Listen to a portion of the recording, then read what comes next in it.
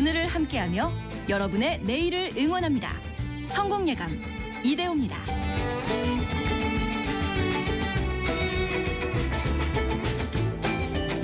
성공예감 이대호입니다. 2부의 문을 열겠습니다. 9월 2일 화요일 오전 10시 5분 2부까지 함께해 주셔서 감사합니다.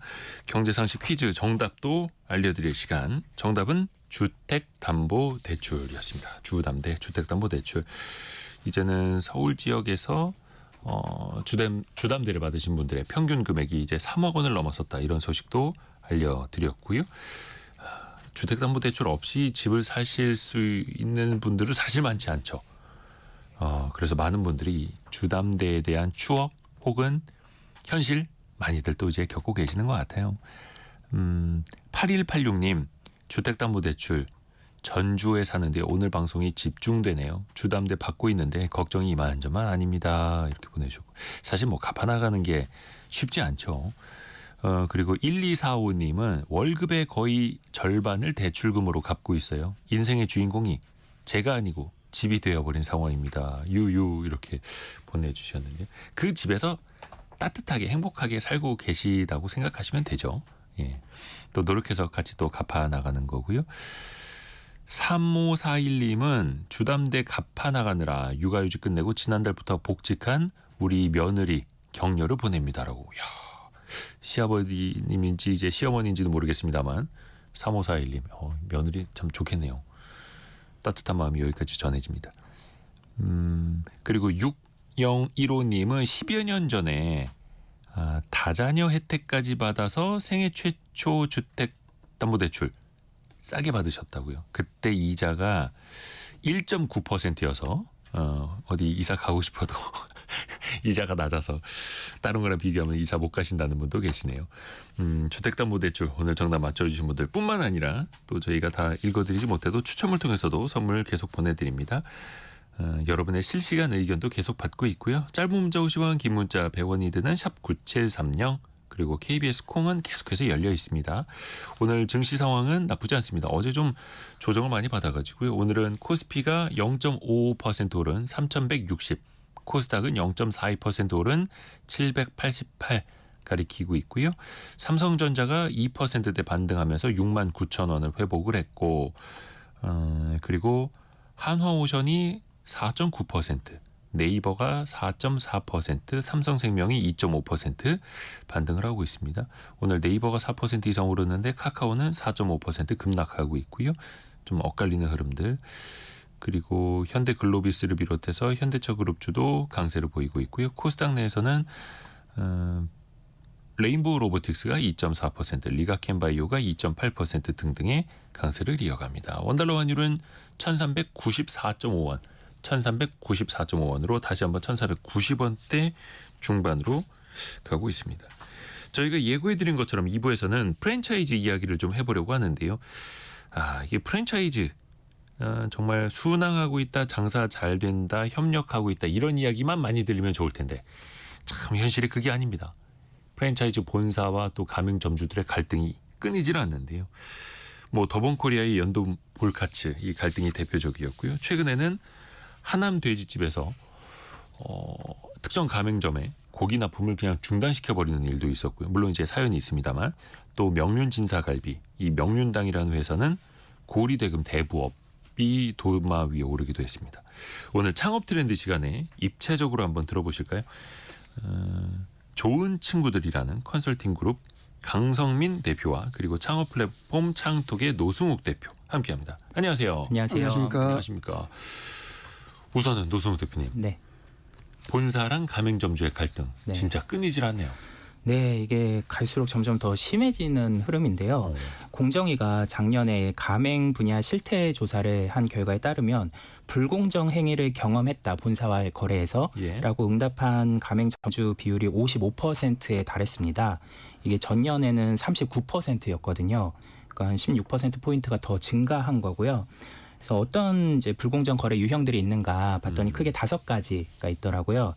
일단 이제 본사가 가맹점에 물류를 납품하면서 이제 유통 마진을 남기는 걸 차액 가맹금이라고 하는데 이거를 이제 제대로 공개를 안 하거나 부풀리는 문제가 있고 두 번째는 필수 품목이 아닌 것도 구매를 하도록 강제를 하는 게 있고, 세 번째는 광고비나 판촉비를 부당하게 가맹점주들한테 전가하는 문제, 또 네 번째는 예상 매출액을 허위로 또 부풀리는 문제, 그리고 마지막으로 일방적으로 계약을 해지하거나 가맹점에 보복을 하는 이런 문제들이 있었습니다. 그래서 오늘 요 5가지 하나씩 짚어보도록 하겠습니다. 하나하나 같이 좀 따져보시고, 일단은 차익 가맹금이라는 말이 좀 어렵거든요. 네. 이게 뭔지부터 또 이게 왜 문제가 되는지를 좀 알려주세요. 네, 보통 프랜차이즈는 이제 계속적인 거래가 특징인데, 본부가 이제 가맹점에 뭔가 물류를 납품을 하잖아요. 치킨집은 이제 염지된 치킨을 납품을 네, 하고, 네, 피자집은 뭐 도우를 납품하고, 이제 이런 거를 납품하면서 남기는 유통 마진을 차익 가맹금이라고 보시면 되는데요.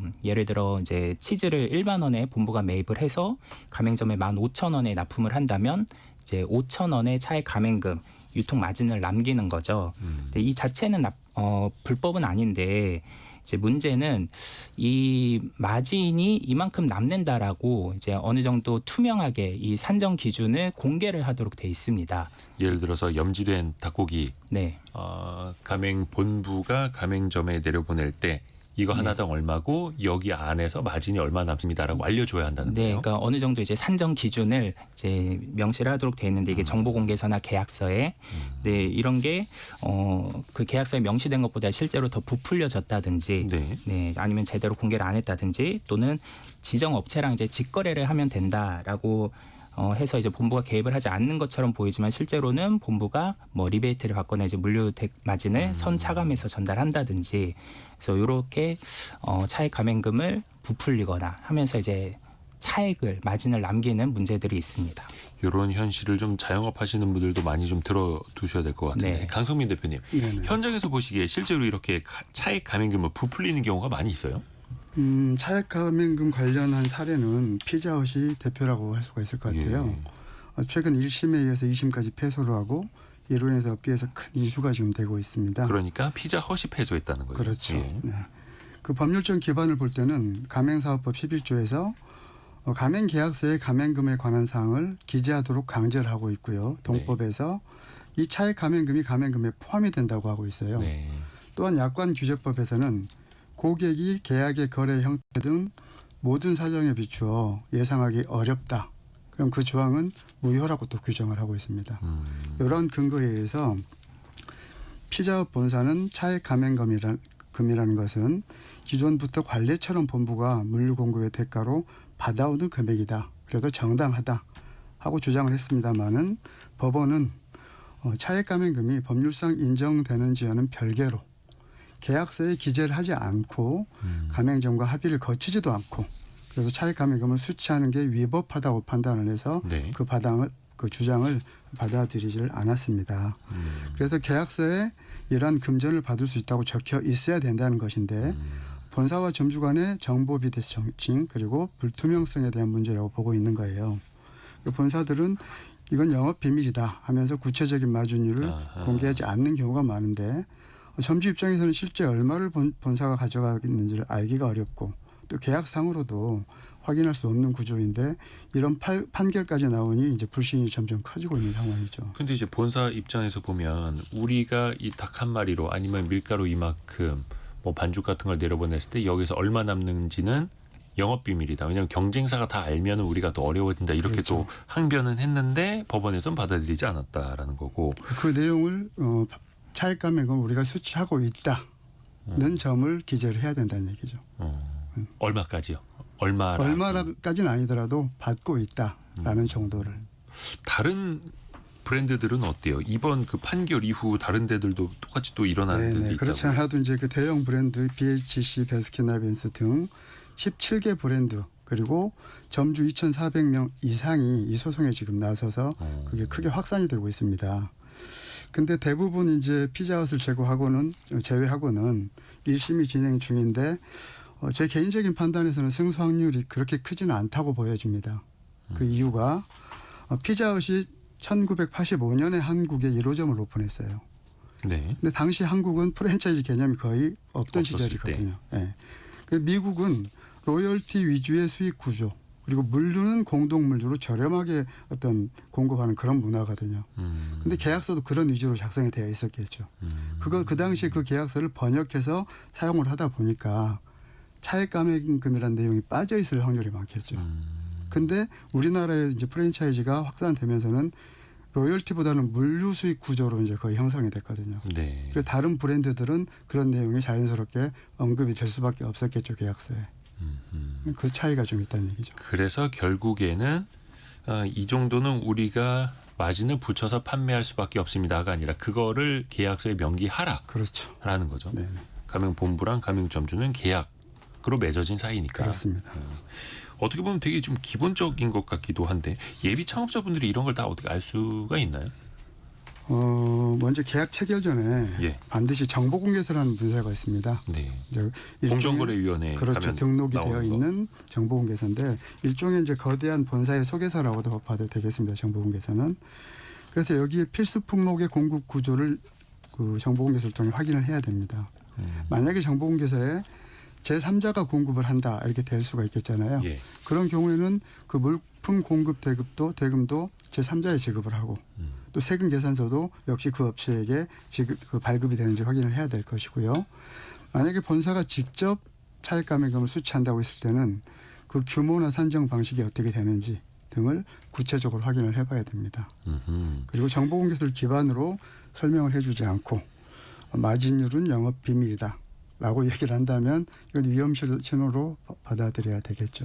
그러니까 이 자영업 창업하시려는 분들은 내가 관심 있는 그 프랜차이즈 본사의 정보 공개서는 꼼꼼하게 뜯어봐야겠네요. 이거 그럼요. 한번 안 열어보고 그럼요.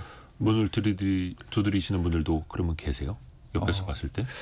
저 이제 정보 공개서가 받아보면 이제 수십 페이지가 돼요. 그래서 이게 창업을 할 때 사실 되게 바쁘거든요. 이제 창업 준비하느라고.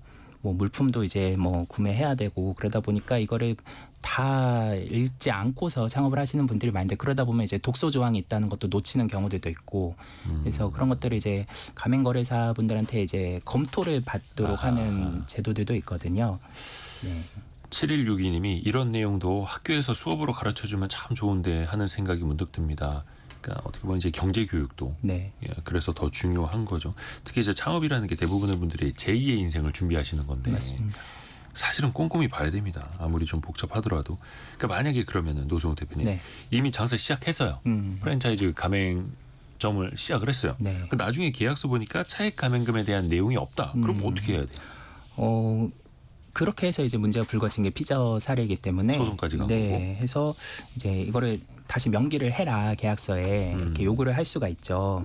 그래서 그 피자 사례가 정말 이제 업계에서 이제 큰 이제 그 이슈가 됐거든요. 그러면서 여러 프랜차이즈 본사들이 계약서를 다들 다시 쓰고 급하게 그런 일들이 있었습니다. 한번 판례가 나오다 보니까 네네.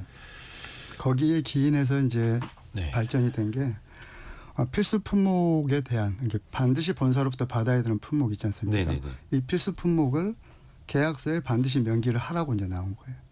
그리고 그 그것까지도 각 필수 품목마다 어떻게 그 가격이 나오는지 금액까지는 아니더라도 산정 방식 이러한 방식에 의해서 이 가격이 도출됐다 정도까지 기입을 하게끔 바뀌었습니다. 예를 들어서 성공예감 이데오입니다라는 프랜차이즈다. 그러면은 마이크는 우리가 얼마에 드릴 거고 모니터는 얼마에 드릴 거고 스피커는 얼마에 드릴 거고까지 계약서에 써라. 그렇죠. 얼마인데 이제 이 얼마는 어떤 근거에서 산출이 된 것이다. 그것까지. 네. 그러니까 이제 가맹 본사랑 점주들 사이에서 이해할 수 있도록 쓰라는 거네요. 네. 그게 이제 피자 판결의 여파가 거기까지 오게 된 거죠. 그래요. 그러면서 또 하나씩 이제 바꿔나가는 거죠. 그렇습니다. 노순욱 대표님, 그러면은 방금 강성민 대표님이 이야기해 주신 것처럼 필수 품목을 강제했다가 논란이 되는 곳들 네네. 있죠. 최근에 또 한 고깃집이 좀 뜨겁더라고요. 맞습니다. 그 하남 돼지집이 그 가맹 점주를 대상으로 가맹 계약서에 기재돼 있지 않은 26가지 품목을 강제로 이걸 이제 필수 품목도 아닌데 강매를 했다. 계약서에 써 있지 않은 품목 26개를 네. 그게 문제였군요. 그래서 이거를 이제 구매를 하지 않겠다 이렇게 따르지 않으니까 고기 공급을 중단을 해서 고깃집에 고기가 납품이 안 되면 장사를 할 수가 없잖아요. 그래서 계약을 해지를 했다가 이게 불공정 행위에 해당한다 해서 공정위에서 8천만 원 가량 과징금을 받았습니다. 26가지는 본사가 봤을 때 이거는 필수 품목입니다. 네. 똑같이 통일해서 사셔야 해요. 근데 그쵸. 점주는 무슨 소리야? 그 계약서에도 안 써 있는데 그렇죠.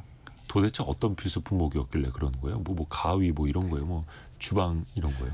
그러니까 생각은 네. 달랐던 거네요. 그렇죠. 그러니까 이게 본사 입장에서는 필수 품목이 많으면 많을수록 마진을 남길 수 있는 게 많아지니까 계속 이제 불필요한 것도 이게 꼭 사야 된다. 시중에서 구매할 수 있는 것도 꼭 우리한테 공급받아야 된다. 이렇게 강매하고 싶은 이제 니즈가 있겠죠. 근데 그런 것들을 최소화하도록 하는 게 사실 그 가맹거래법의 취지인데, 근데 그 가맹 점주분이 그거를 거부하니까 네. 그냥 고깃집의 고기 납품을 끊어버린 거예요. 그렇죠. 뭐 냅킨 같은 것도 뭐 굳이 본사에서 안 사도 되는 건데, 네.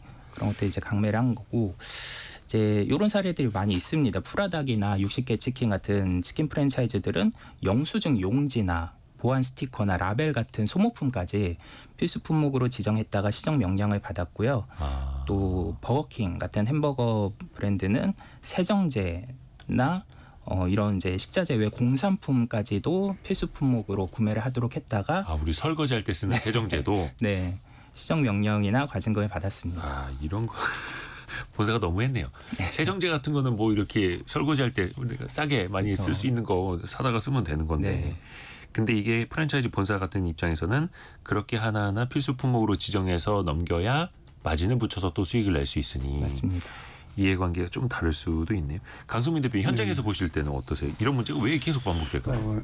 여기 문제에 대해서 법률적인 어떤 기반은 네.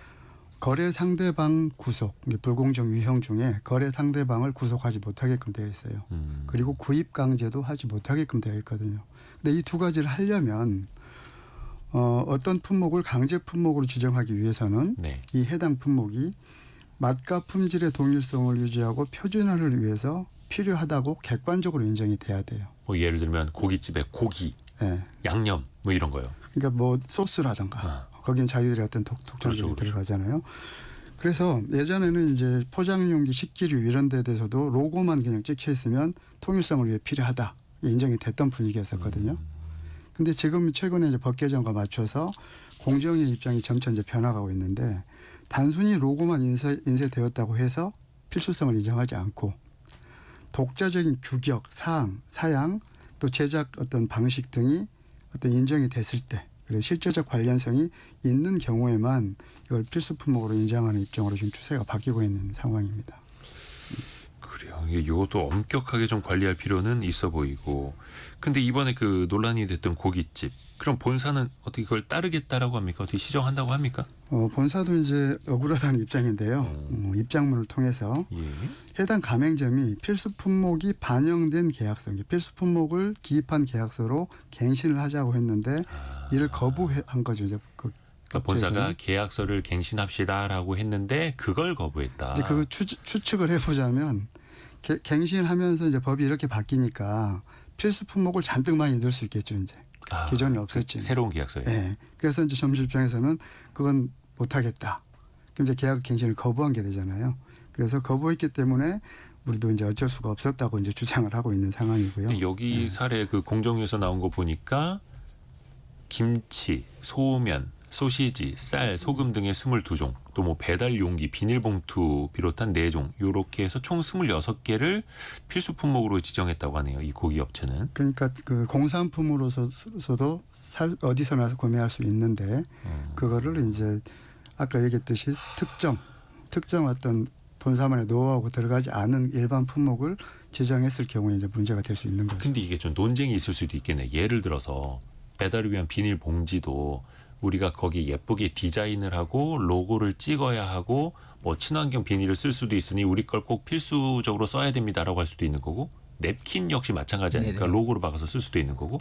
근데 가맹점주 입장에서 보면 아니 하얀 봉지나 까만 봉지나 배달할 땐 똑같이 쓰이는 거고 냅킨도 우리가 그냥 아무것도 안 쓰이는 거 싼 거 사서 쓰면 되는데 왜 그거 갖고 뭐라 하느냐 할 수도 있잖아요. 맞습니다. 그래서 현재 그 과도기에 있는 상황에서 두부를 칼로 자르듯이 딱 정해지지가 않은 상황이에요. 그래서 품목마다 논란이 있고, 근데 가령 이렇게 보면 되겠죠. 예.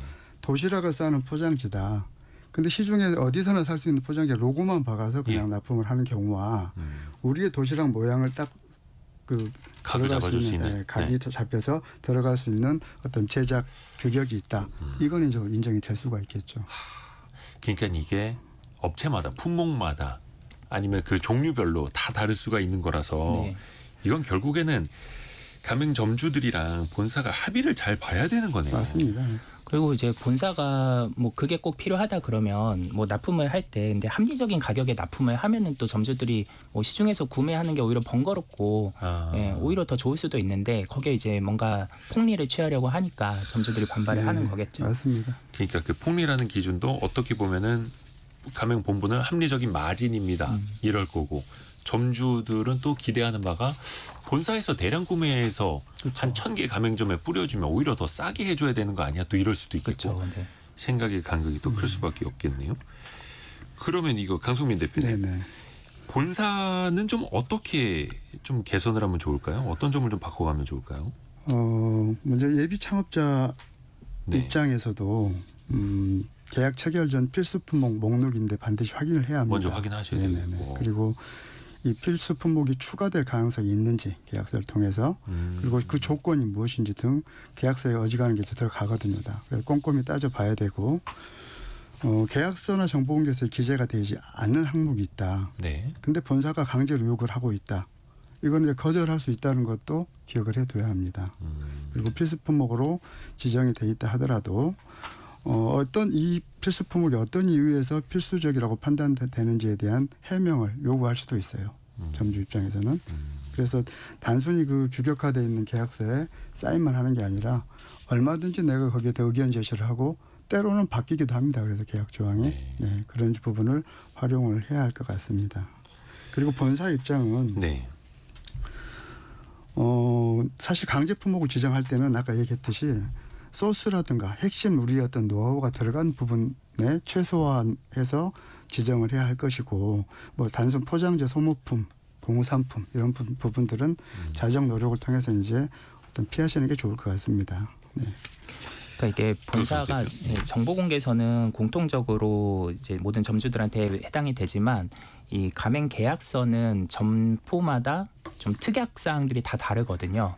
그래서 점주분들이 얼만큼 이제 문제 제기를 하느냐에 따라서 또 이게 받아들여지는 경우들도 있으니까 꼼꼼하게 그 소비자 권리를 주장하시는 게 좋을 것 같습니다.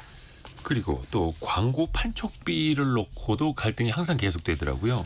네. 0635 쓰시는 분께서 10여 년 전에 한 프랜차이즈 학원을 했었는데 수강료 할인 등 이벤트를 해도 월세며 관리비며 이것저것 비용 제외하면 뭘 해도 본사만 돈 버는 구조입니다. 이렇게 이야기를 해주셨거든요.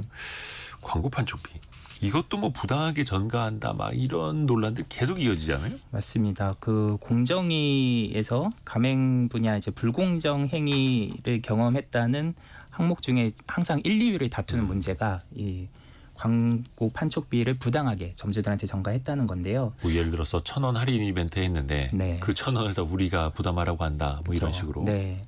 그래서 이 프랜차이즈 본사가 이 전국 광고를 할 때는 이제 사전에 점주들한테 50% 이상의 점주들한테 동의를 받도록 돼 있고요. 네. 또 얼만큼의 비용이 발생했다.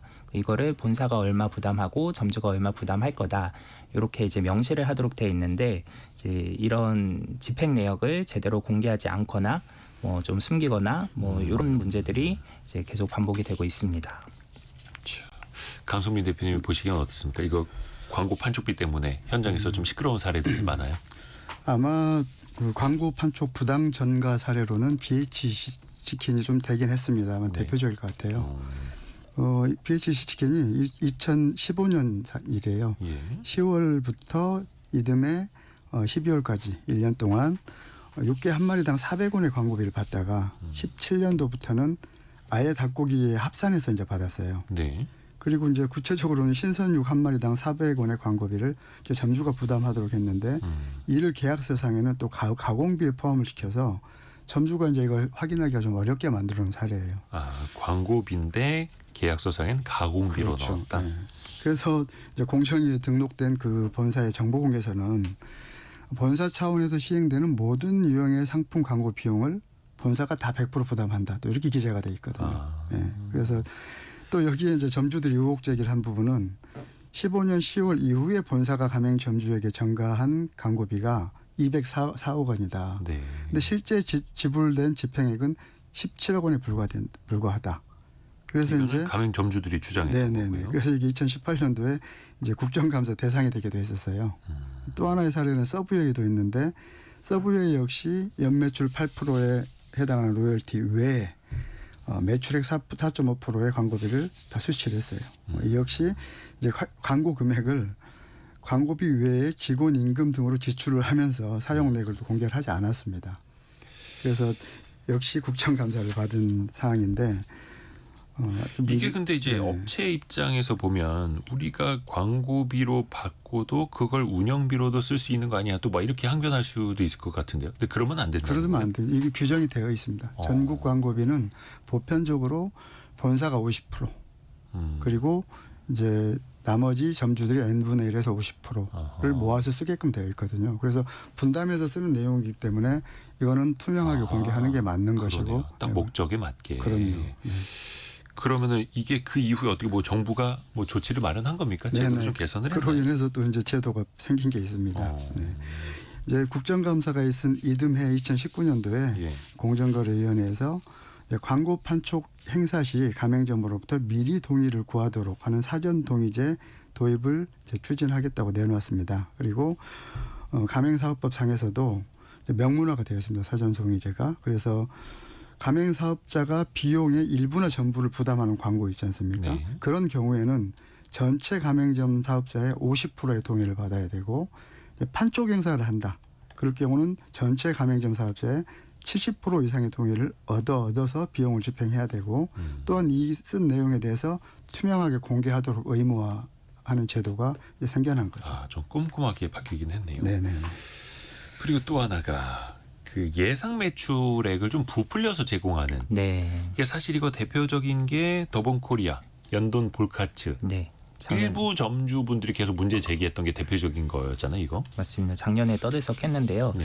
이 이제 연돈볼카츠 같은 경우 월 매출 한 3천만 원 정도는 나올 거다라고 본사가 예상 매출을 이제 좀 긍정적으로 이제 자행사 잘 될 거다라고 했는데 실제로는 그 절반도 안 나왔다.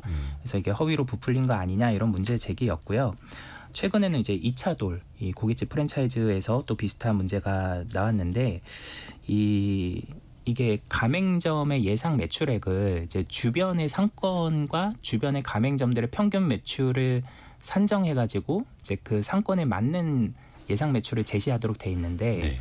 그냥 전국 평균 매출로 이제 잘 나온 걸로 이제 제시를 했다. 그래서 서울 강남역 지점과 강원 춘천 지점의 가맹점들한테 똑같이 그냥 뭐 연매출이 뭐 제곱미터당 뭐 500만 원에서 800만 원 정도 나옵니다. 이렇게 해가지고 제대로 상권 분석을 안 해줬다라는 문제로 이번에 이제 공정위에서 적발이 됐고요. 네, 그래서 이 예상 매출을 기반으로 사실 점주들이 예상 순이익률을 따져보고 창업을 결정하는 중요한 요소이기 때문에 이런 것들은 이제 공정위에서 엄격하게 감독을 하고 있습니다.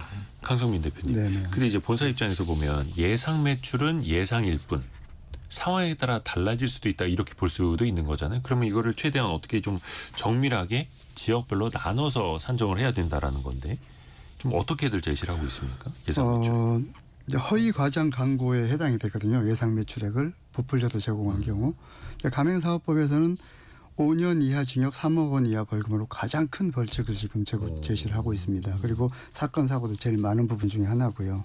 근데 이 예상 매출액에서 제가 이 산정 방식, 그러니까 공정위에서 그 제시하는 그 산정 방식이 있는데 그게 어떻게 되냐면 자 5개 내가 창업하려는 예정지가 있지 않습니까? 네. 가까운 5개의 기존 가맹점들의 그 매출액을 기준으로 해서 맨 높은 금액, 맨 낮은 금액 뺀 중간 3개를 네. 평균을 내서 이걸 제시를 하게 돼 있거든요.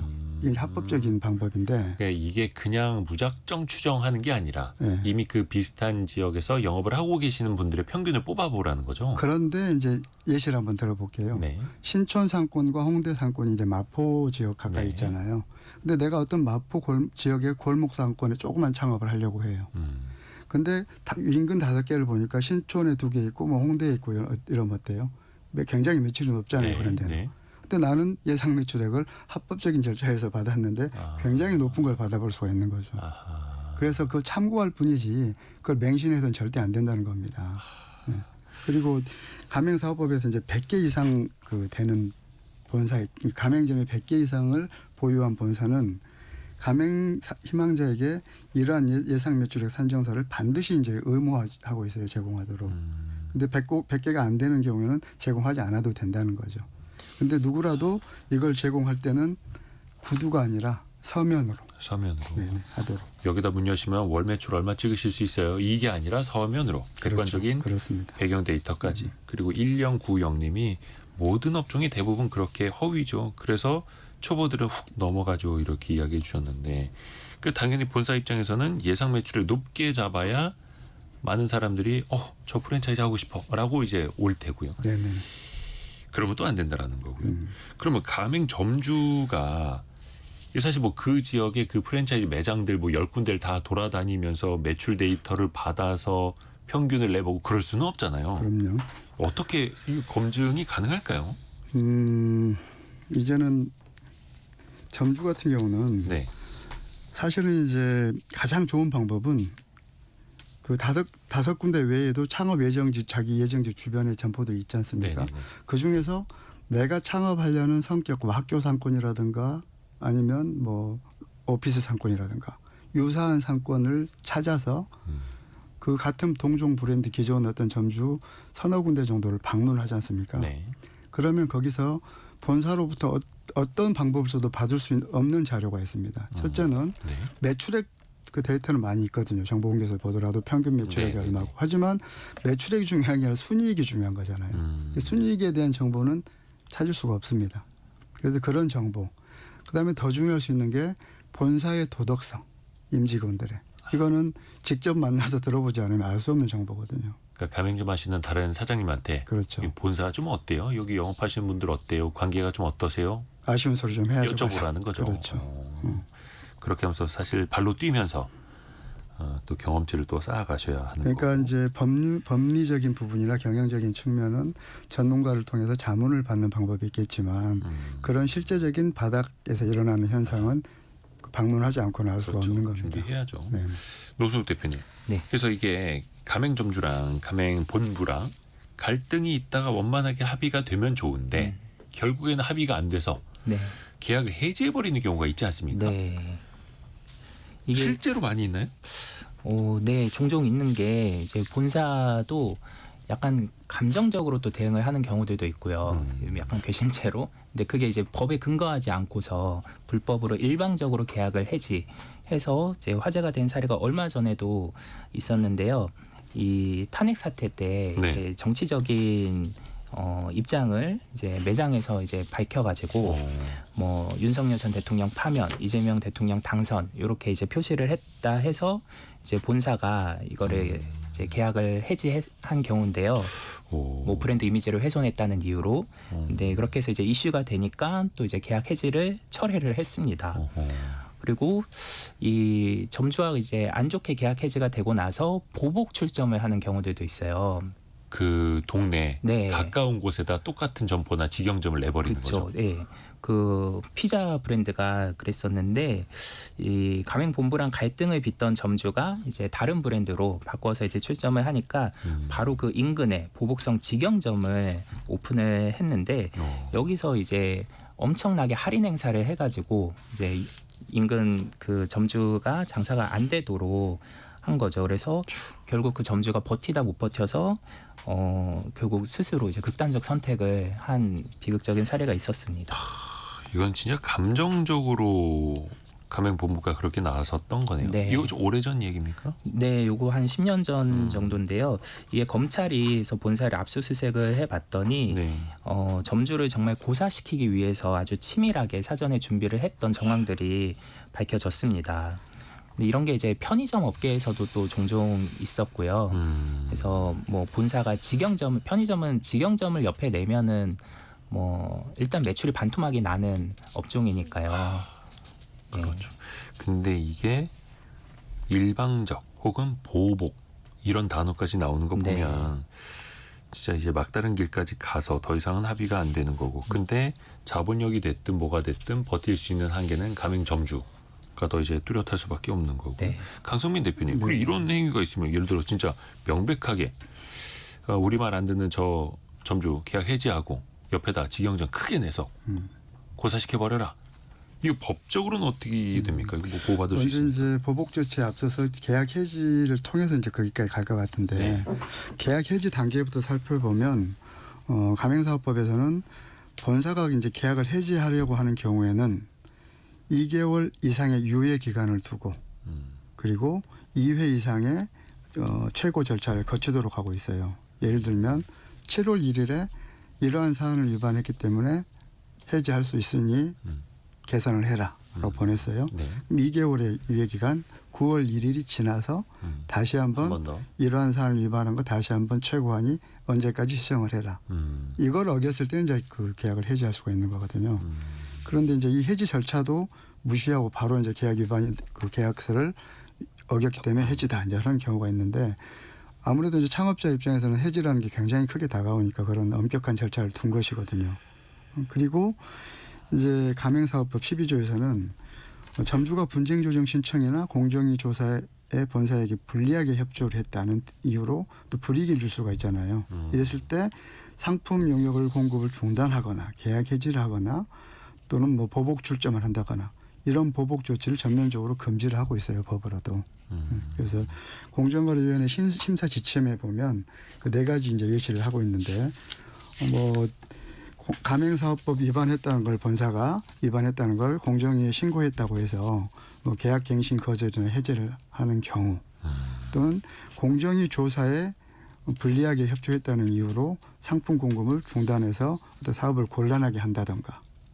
세 번째는 이제 가맹점주가 분쟁조정 신청을 할 수 있잖아요. 네. 분쟁조정 신청했다고 해서 어떤 다른 가맹점에 비해서 현저하게 불리하게 계약 조건을 변경한다던가. 이것도 다 보복이고. 네. 그리고 마지막으로 또 공정위 신고했다고 해서 직영점이나 유사 가맹점을 개설해서 보복 출점을 한다던가 이런 네 가지를 유형으로 들고 있습니다. 공정에서도. 당연히 이거는 이제 법적으로 금지가 되어 있는 건데 그렇습니다. 프랜차이즈 입장에서는 이 정도로 관리를 해야 다른 사람들도 반기를 못 들 거야. 또 막 이렇게 이상하게 본사는 그런 생각을 하는 논리가 거죠. 있을 수 있지만 그래서 이제 보호하는 법이 또 있는 거죠. 그 예전에 그 공정위에서 프랜차이즈 그냥 실태 조사, 설문 조사하는 것도 이게 본 적이 있는데 거기에 응답하시는 가맹점주 분들도 눈치 많이 보시더라고. 괜히 내가 예를 들어서 뭐 별점 하나 주듯이 이렇게 악평을 하면은 이게 또 본부에 들어가지 않을까. 그게 아까 유형 두 번째 공정위 조사에 협조하였다는 이유가 네. 그 사항이 되는 거죠. 그러니까요. 참. 그러면은 일단 가맹점주 입장에서 보면은 갑은 아니고 좀 을이다 보니까 혹여나 갑질을 받을 수도 있는 건데 이걸 어떻게 피할 수 있는 방법이라는 게 좀 있습니까? 뭐 예측이 됩니까? 사실은 이제 그 예측될 수 있는 영역이 너무 많아서 이걸 다 잡을 수는 없겠지만 이 시간을 빌어서 이제 첫 번째로는 역시 계약을 할 때는 계약서를 꼼꼼히 확인해야 된다는 겁니다. 이 계약 한번 진행이 되고 나면 내가 나중에 폐업할 때까지 그거는 우리 헌법처럼 지켜져야 되는 거거든요. 네. 초기에 이제 분량이 좀 많다 하더라도 그 내용을 내가 다 이해를 했어야지 사인을 해야 됩니다. 우리 계약 문화가 아직 그게 잘 안 돼 있는데 그렇죠.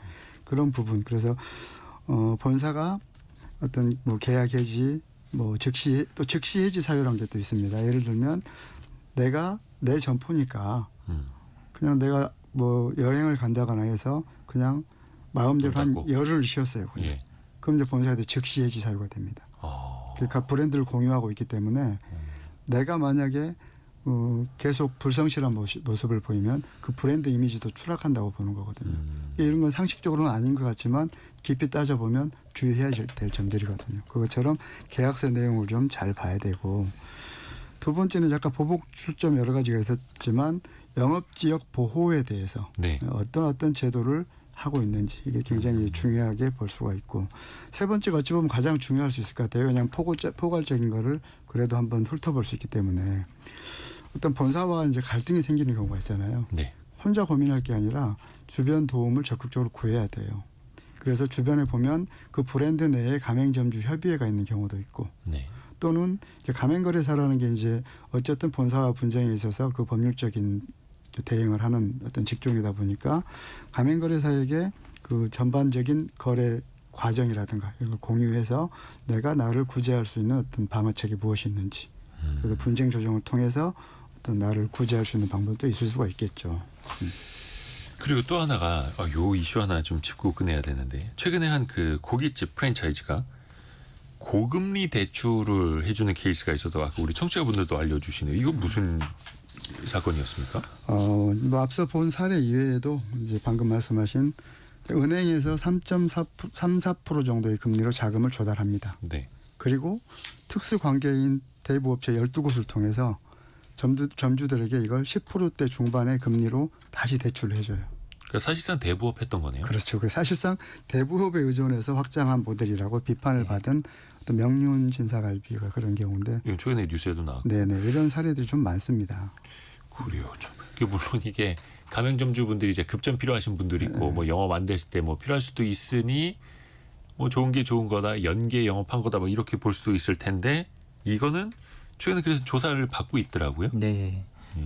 이게 사실 산업은행에서 그러라고 빌려준 자금이 아닌데 대부업에 등록을 하지 않아 놓고 이제 대부업을 한 거죠. 그 뭐 미등록 대부업 논란도 좀 있더라고요. 네네. 그래서 이거는 뭐 어떻게 처벌을 받는지는 조금 더 지켜보고. 서울시에서도 이 부분을 좀 주의 깊게 보고 서울시에서 조사 나섰다 하더라고요. 네네, 조사하고 계신데 결론은 아직 잘 모르겠습니다. 참 별일이 다 있습니다. 별일이 다 있습니다. 좀 노승욱 대표 마지막으로 좀 정책적으로 좀 보완돼야 될 점도 좀 말씀해 주세요. 네.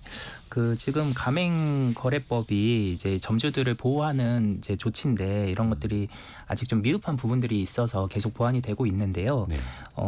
이게 본사들이 또 우회하는 방법들을 또 찾아서 이걸 사실 사문화시키는 경우들이 있습니다. 예를 들면 직영점을 적어도 1년 이상, 한 개 이상 운영해야지 된다는 1+1법이 네. 한 5년 전쯤에 이제 시행이 됐는데 이것도 뭐 기존 브랜드를 인수를 하면은 1년이 안 돼도 가맹 영업을 할 수 있도록 돼 있고 그래서 이런 것들이 이제 법을 만든 취지가 훼손되고 있는데도 아직 제대로 감독이 안 되고 있는 상황들이거든요.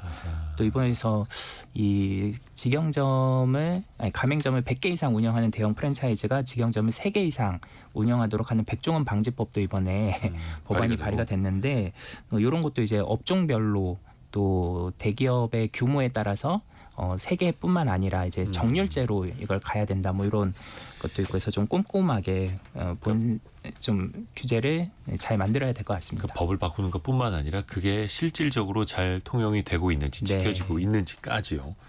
오늘 많이 배웠습니다. 오늘 개선 이제 시간 때문에 마무리를 좀 할게요. 좋은 친구들 컨설팅 그룹 대표인 강성민 가맹거래사 그리고 창업 플랫폼 창톡의 노승욱 대표와 함께했습니다. 고맙습니다. 감사합니다. 라디오 정보센터 다녀옵니다. 지난달 소비자 물가가 1년 전 같은 달보다 1.7% 올랐습니다.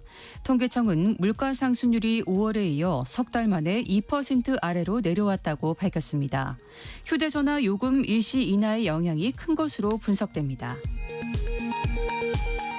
퇴직연금 수익률을 끌어올리기 위해 정부가 퇴직연금도 기금화하기로 했습니다. 국민연금처럼 전문기관의 운용을 맡기는 방안을 단계적으로 시행하고 비상장 주식 투자도 문을 열어줄 계획입니다. 2차 민생회복 소비 쿠폰 지급이 오는 22일로 예정된 가운데 당정이 고액자산가는 지급 대상에서 제외하도록 기준을 만들겠다고 밝혔습니다. 지금까지 라디오 정보센터 뉴스 정원나였습니다. 애프터 서비스 시간 유혜진 리포터와 함께합니다. 안녕하세요. 네, 안녕하세요. 질문 들어볼까요? 우리 청취자분들의 질문. 네, 정은영님. 급여에서 건강보험, 국민연금, 세금 등을 공제하면 실수령액은 얼마나 될까요? 하셨습니다. 항상 궁금하죠. 뭐 월급 명세서 같은 거 나오기는 합니다만 뭐 이렇게 많이 떼가는지. 일단은 최저임금 기준으로 월급여 212만 1,000원을 기준으로 했을 때 소득세와 지방소득세가 3만 5천 원, 국민연금이 9만 5,400원, 건강보험이 7만 5,300원, 고용보험이 19,100원 이런 것들만 떼어가도 실수령 급여가 최저임금 212만 원에서 189만 1,000원으로 좀 많이 낮아지죠. 네. 이게 포털사이트 검색창에 임금 계산기라고 있거든요. 그거 검색해서 계산을 해보시면은 대략적인 실수령 금액도 아실 수가 있습니다. 그리고 회사에서 급여 명세서 매월 보내줘야 하거든요. 네. 그거 보셔도 세부적으로 아실 수 있고요. 다음 질문은요. 네, 3911님. 국민건강보험공단에서 며칠 전에 환급금을 준다고 문자가 왔는데 네. 진짜겠죠? 하고 문의 주셨습니다. 저희가 얼마 전에 본인 부담금 상한제 네. 그 환급해드린다라는 소식도 전달해드렸는데 본인 부담금의 그 개인별 상한액을 초과해서 지출한 건강보험금을 환급해주는 제도죠. 그렇죠. 다만 이걸 또 이용한 피싱, 그렇죠. 나쁜 문자 메시지 보낼 수 있거든요. 그래서 가급적 그 URL 링크 같은 거는 클릭하지 마시고요. 네. 직접적으로 그 건강보험공단 홈페이지나 애플리케이션 혹은 네. 전화번호 1577-1000, 1577-1000으로 문의하시는 게 더 안전합니다. 하나 더 들어볼까요? 네, 박윤영님 그리고 김재은님 국가 건강검진을 받지 않으면 페널티가 있다는데 진짜인가요? 하셨습니다. 그 산업안전보건법에 따라서 정당한 사유 없이 건강검진, 국가 건강검진을 받지 않으면 네, 근로자는 300만 원 이하의 과태료, 사업주는 1,000만 원 이하의 과태료를 받을 수 있다라고 합니다. 그리고 근로자도 위반한 횟수에 따라서 누적이 될 수도 있다라고 하네요. 그러니까 국가에서 이것도 우리가 그 건강보험료 다 내는 거 아닙니까? 그렇죠. 그 돈으로 운영하는 국가 건강검진인데 당연히 네. 받으셔야죠. 해서 우리의 건강을 잘 지키도록 이런 페널티까지도 있다라는 거. 그리고 예전에는 암 환자 의료비 지원 사업 뭐 이런 거는 좀 차상위 계층이라든지 네. 소득 수준이 좀 어려우신 분들한테 이걸 지원할 때 국가 건강검진을 좀 안 받으신 분들은 제외하는 것들도 있었어요. 다만 이거는 좀 폐지가 됐다고 하는데 네, 훗날 불이익뿐만 아니라 나 자신을 위해서라도 나라에서 해주는 건강검진은 잘 받으시길 바라겠습니다. 유혜진 리포터 고맙습니다. 감사합니다. 감사합니다. 벌써 마무리할 시간 9월 2일 순서 마무리하고요. 내일 아침 9시 5분에 알찬 소식도 많이 들고 오겠습니다. 성공의 감은 오늘도 여러분을 응원합니다.